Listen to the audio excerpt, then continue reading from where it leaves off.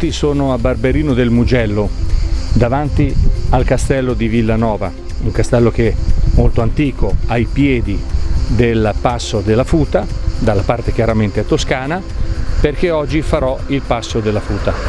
Il passo della Futa è un passo, anche questo, molto antico, molto frequentato, prima della costruzione dell'autostrada del Sole chiaramente, e che congiunge la provincia di Firenze a quella di Bologna, la strada che portava già nell'antichità da Firenze a Bologna. Questo passo, tra l'altro nella storia più recente, è stato interessato dalla seconda guerra mondiale, dalla linea gotica, e quindi con cruenti combattimenti in questa zona, tant'è che poi vedremo anche sul passo della Cisa un grande cimitero germanico che raccoglie le spoglie di tutti i soldati tedeschi che sono morti qua, ma sono morti soldati di tutte le nazionalità, perché la linea gotica appunto era l'ultima linea di difesa prima che gli alleati potessero liberare poi anche la pianura padana. Bene, noi lo faremo insieme oggi, è una giornata un po' ventosa, lo vedete dalla telecamera che balla, cercheremo di farla senza prendere troppa acqua e niente, buon viaggio a tutti coloro che vorranno seguirmi. Ciao!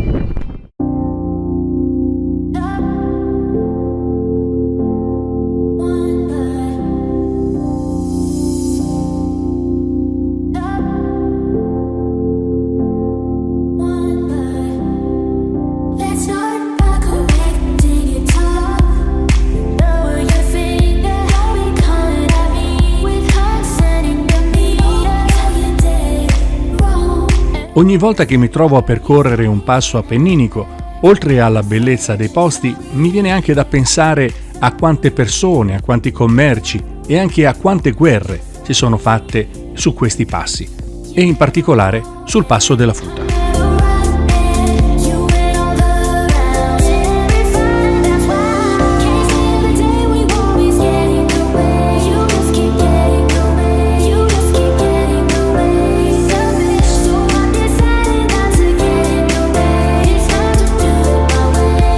I passi da sempre sono stati strategicamente importanti in qualsiasi epoca, e il passo della Futa è uno di questi.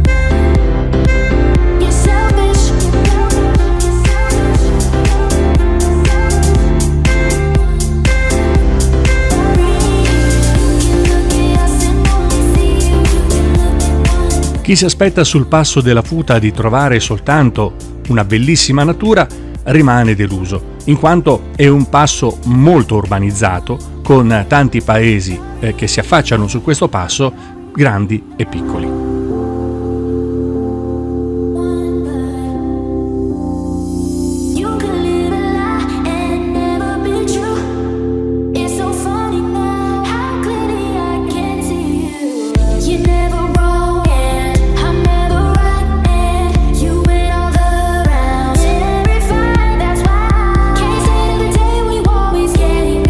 La strada generalmente è in buono stato, anche se non dappertutto, specialmente sul versante toscano.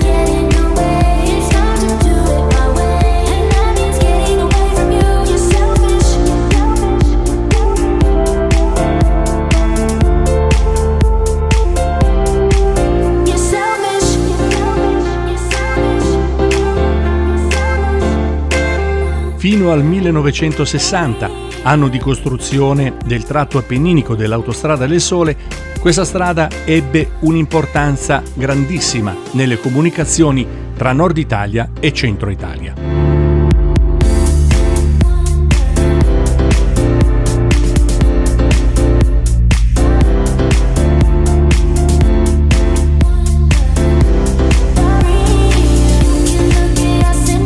Ma il passo della Futa non ebbe un'importanza unicamente commerciale o turistica. Durante la Seconda Guerra Mondiale ebbe un'importanza strategica centrale in quella che era la linea gotica.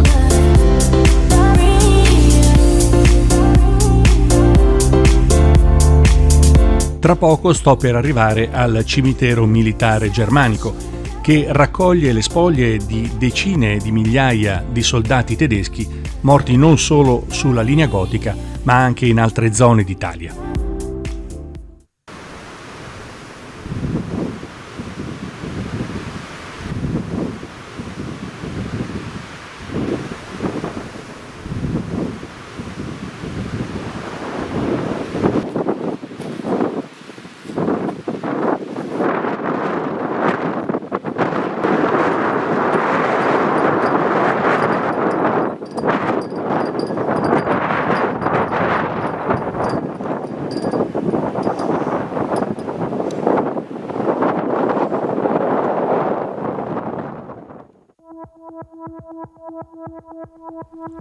Su queste montagne ci sono anche altri cimiteri militari di tante nazionalità, dato che in questa zona combatterono non soltanto tedeschi, inglesi e americani, ma anche polacchi, indiani, truppe di diverse nazionalità.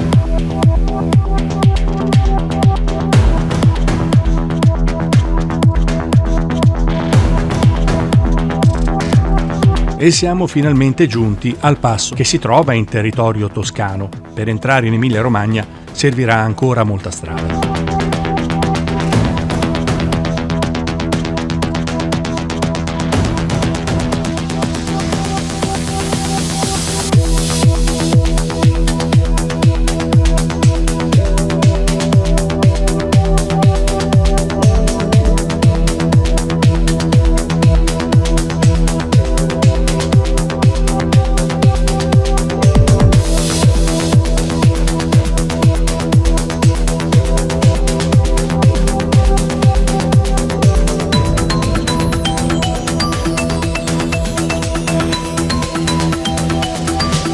Pensate che in questa zona così naturale ancora oggi si ritrovano resti di soldati, di armamenti, di munizioni appartenenti alla Seconda Guerra Mondiale.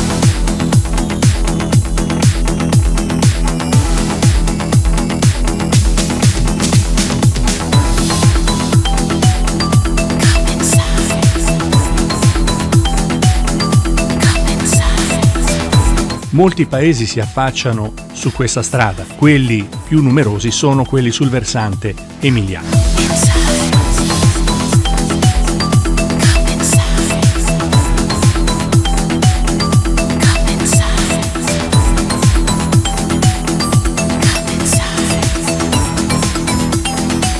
È ingiusto parlare di guerra percorrendo dei posti così belli, posti che oggi richiamano alla pace e alla serenità.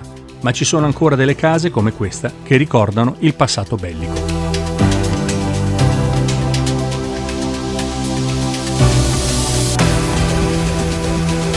Come inside. Come inside. Come inside. E qui ci congiungiamo al passo della Raticosa.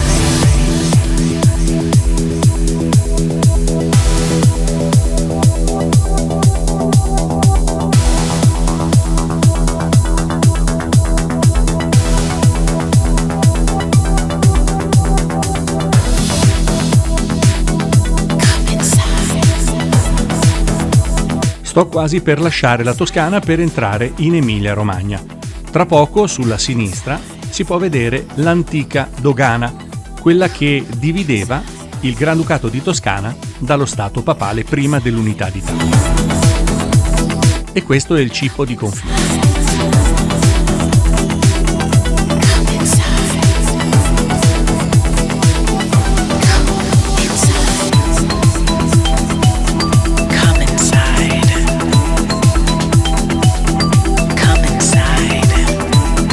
Come potete vedere, dalla parte emiliana la strada è migliorata sensibilmente.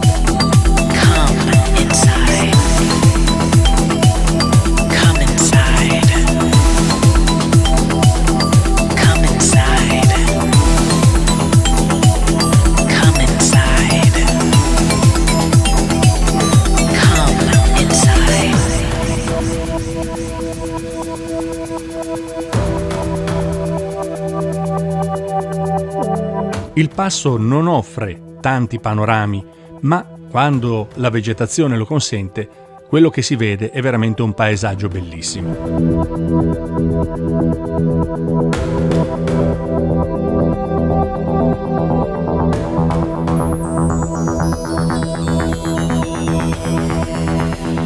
Dopo tante curve, dopo tanti cantieri stradali perché stanno rifacendo l'asfalto in diversi punti, dopo tanti paesi, ho finito la traversata del passo della Futa.